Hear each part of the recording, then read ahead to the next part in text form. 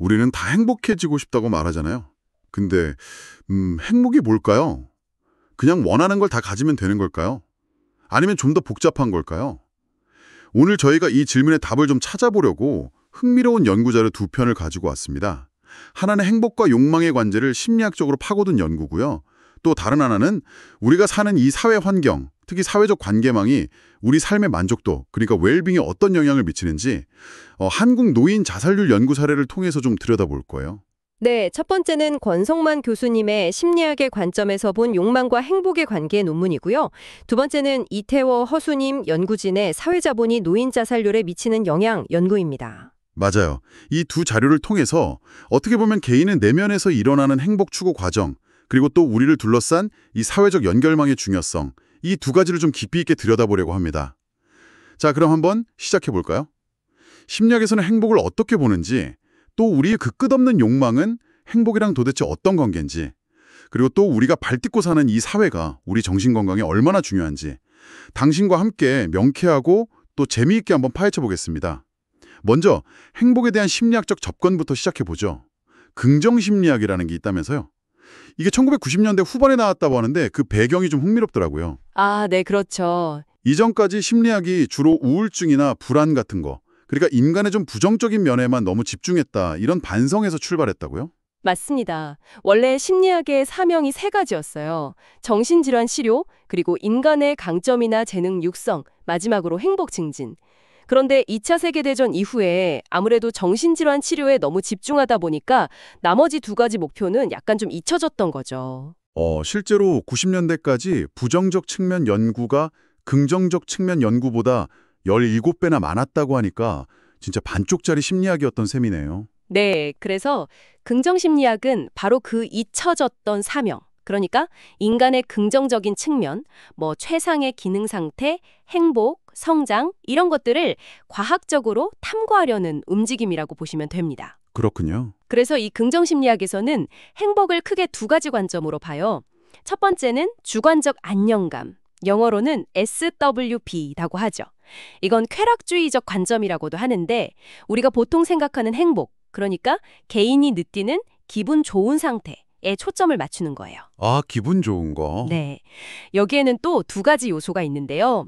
하나는 정서적 요소, 그러니까 기쁨, 만족감 같은 긍정적인 감정을 자주 강하게 느끼고 반대로 슬픔이나 분노 같은 부정적 감정은 덜 느끼는 상태.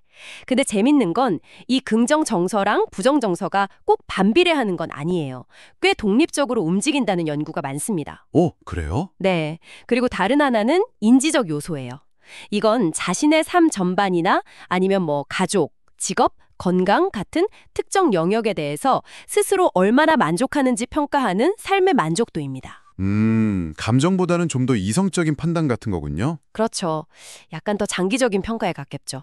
두 번째 관점은 심리적 안정감, PWP라고 하는데요. 이건 자기실현적 관점이라고 불러요. 자기실현적 관점? 네.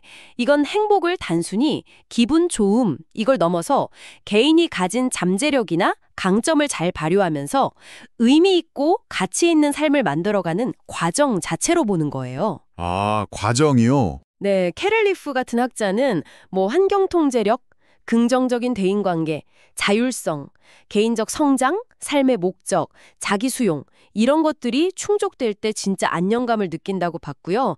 마틴 셀리그먼 같은 학자도 개인이 가진 고유한 강점, 뭐 지혜, 용기, 사랑 같은 것들을 잘 찾아서 일상에서 활용하는 의미 있는 삶을 강조했죠. 그냥 즐거운 감정을 느끼는 것 이상으로 잘 기능하고 성장하는 삶을 지향하는 겁니다. 와, 그렇군요. 행복에 단순히 기분이 좋다, 이런 차원을 넘어서 뭔가 잠재력을 발휘하고 의미를 찾아가는 과정이라는 더 깊은 차원이 있다는 거네요. 심리학자들이 행복을 이렇게 다각도로 보고 있다는 점이 상당히 인상 깊습니다. 그냥 행복은 즐거움, 이렇게 단순하게 생각하기 쉬운데 말이죠. 그럼 이제 욕망과 행복의 관계로 한번 넘어가 볼까요? 가장 어떻게 보면 직관적인 설명은 역시 욕망 충족 이론 아닐까요? 네, 그렇죠. 원하는 걸 얻으면 행복해진다. 뭐 갖고 싶은 거 갖고 하고 싶은 거 하면 당연히 행복한 거 아니냐, 이런 생각이죠. 네, 아주 오래되고 또 강력한 생각이죠.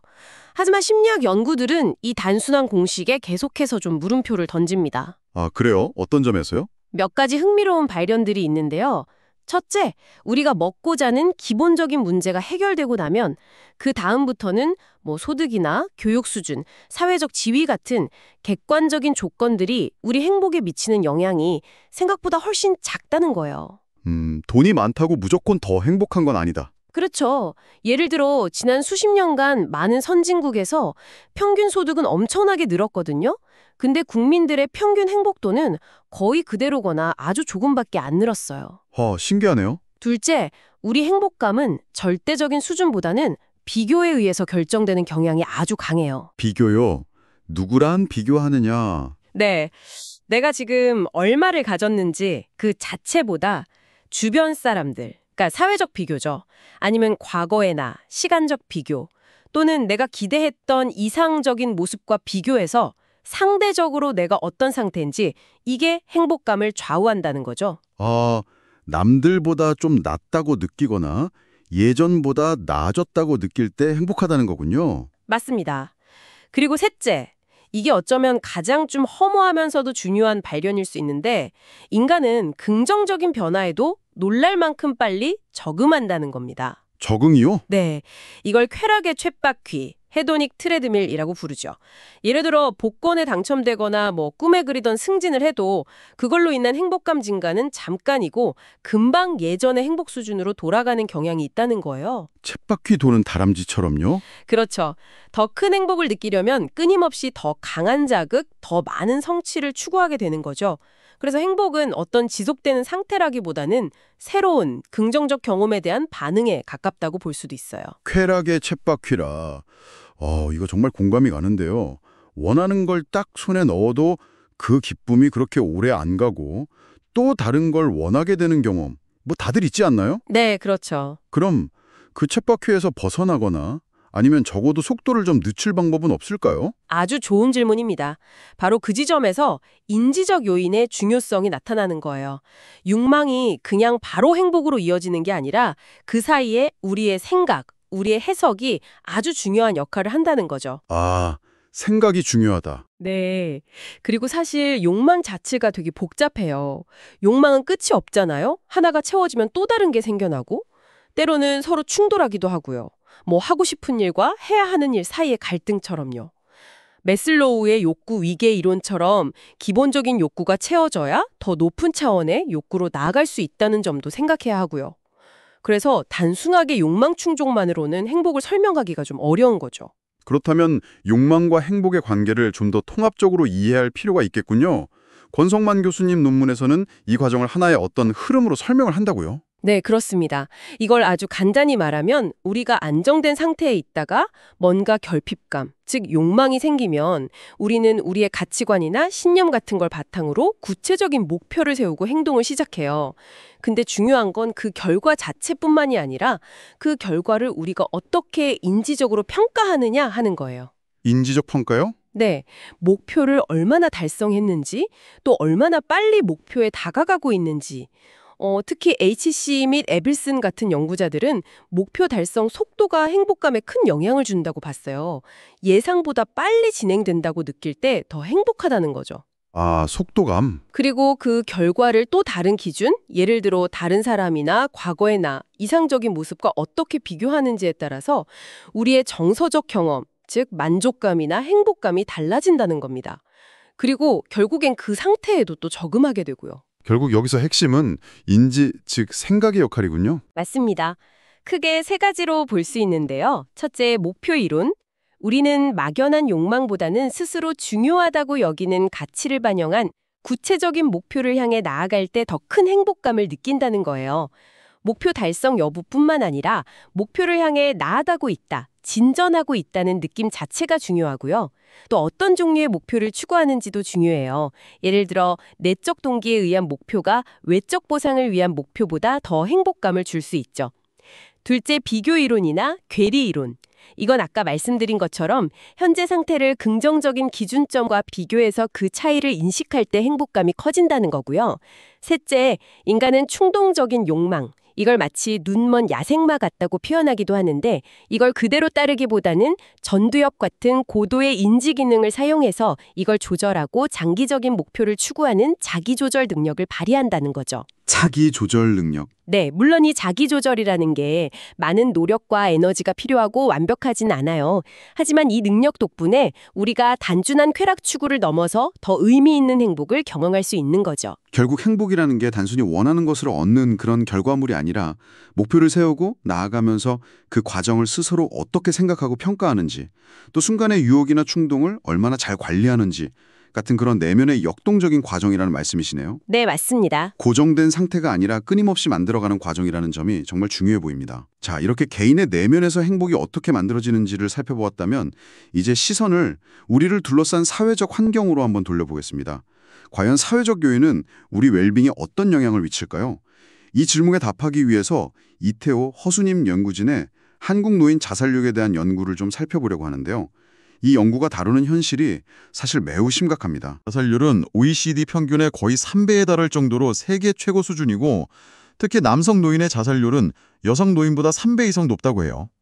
노년기의 질병이나 경제적 어려움, 한국 노인 빈곤율 역시 OECD 최고 수준이잖아요. 맞습니다. 거기에 사회적 고립, 관계 단절 같은 것들이 복합적으로 작용한 결과일 텐데요. 이 연구는 노인 자살을 단순히 개인의 우울증 문제로만 보지 않았다는 점에서 중요합니다.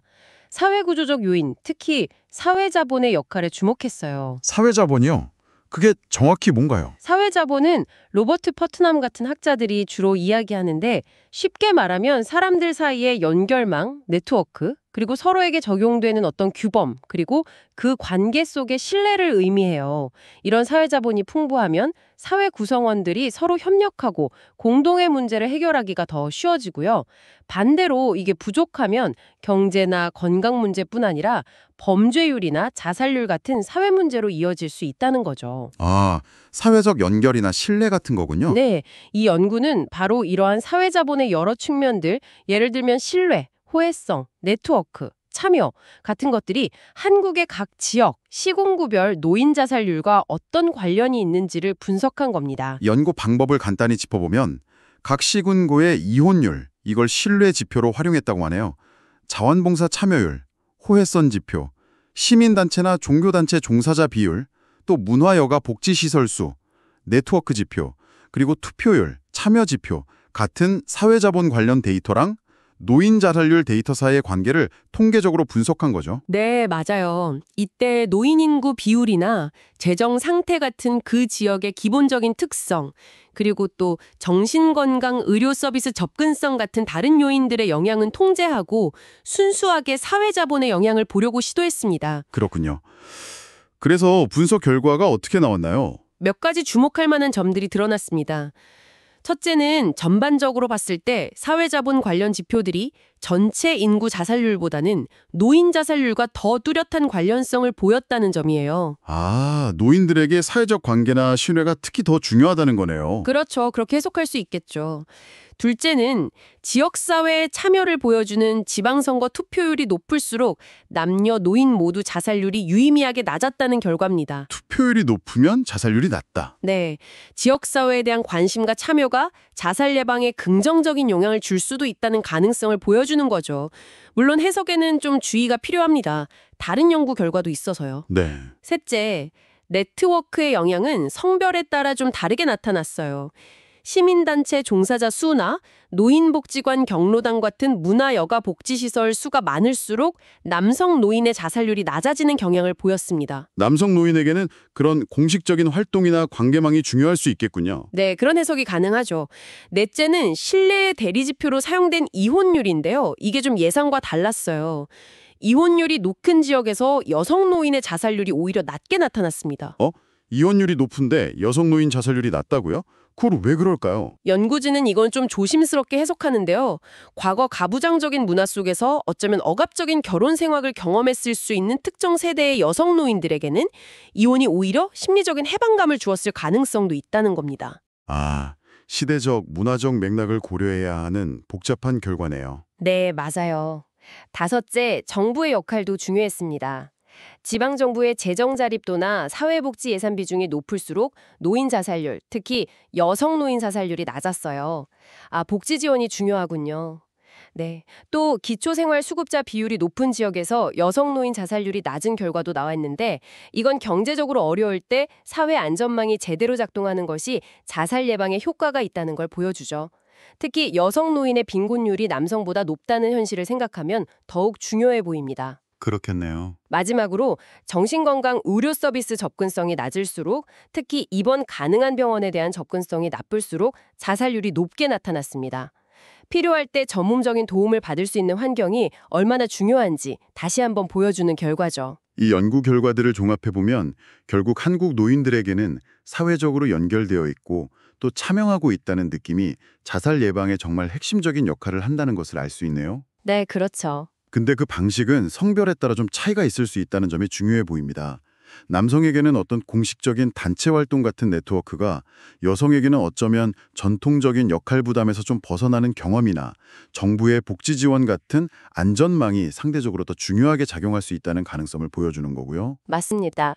물론 이 연구 자체의 한계점들, 사용한 지표가 정말 정확하게 사회 자본을 측정했는지, 또 지역 단위 분석 결과를 개인에게 바로 적용하기는 어려운 점 등은 고려해야겠죠. 네, 당연하죠. 오늘 우리는 행복이라는 이 다면적인 주제를 개인의 심리적 측면과 또 사회적 환경이라는 두 가지 렌즈를 통해서 좀 깊이 있게 들여다봤습니다.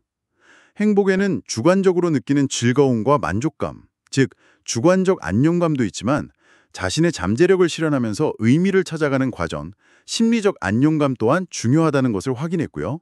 네. 그리고 행복은 단순히 욕망을 충족시키는 것을 넘어서 우리가 세상을 어떻게 인식하고 목표를 설정하며 스스로를 조절하는지, 다시 말해 우리의 생각과 아주 밀접하게 연관되어 있다는 점도 분명해졌습니다. 그리고 여기서 한 걸음 더 나아가서 이러한 개인의 내면적인 과정이 결코 사회와 분리되어 있지 않다는 점을 꼭 강조하고 싶습니다. 네, 그 점이 중요하죠. 두 번째 연구가 잘 보여주었듯이 우리가 속한 공동체의 특성, 즉 사회적 자본, 신뢰, 네트워크, 참여 같은 것들, 그리고 정부의 지원 같은 사회 구조적인 요인이 우리의 웰빙에, 특히 삶의 좀 어려운 시기에는 더욱 결정적인 영향을 미친다는 겁니다. 결국 개인의 심리와 사회적 환경은 서로 영향을 주고받으면서 우리의 삶의 질을 함께 만들어가는 것이죠. 네, 오늘 우리가 함께 나눈 이야기에서 당신이 가져가실 핵심적인 통찰은 바로 이것인 것 같습니다. 진정으로 충만하고 의미 있는 삶, 그러니까 잘 사는 것을 이해하기 위해서는 우리 자신의 내면, 즉 욕망, 생각, 가치를 성찰하는 것과 동시에 우리를 둘러싼 관계와 공동체, 사회 구조에도 관심을 기울여야 한다는 것. 그렇죠. 개인의 성장과 더 나은 사회를 만드는 노력이 결국은 서로 연결되어 있다는 뜻이겠죠. 마지막으로 당신에게 이런 질문을 한번 던지면서 마무리하고 싶습니다. 당신 자신의 행복을 결정짓는 가장 중요한 요인은 무엇이라고 생각하시나요? 그게 당신의 내면에서 비롯되는 것인가요? 아니면 당신이 맺고 있는 관계나 속한 공동체와의 연결에서 오는 것인가요? 그리고 그 두 가지 요소의 중요성은 당신의 삶의 여정 속에서 혹시 어떻게 변화해왔고 또 앞으로는 어떻게 달라질 것이라고 예상하시나요? 스스로에게 한번 진지하게 물어볼 가치가 있는 질문일 겁니다.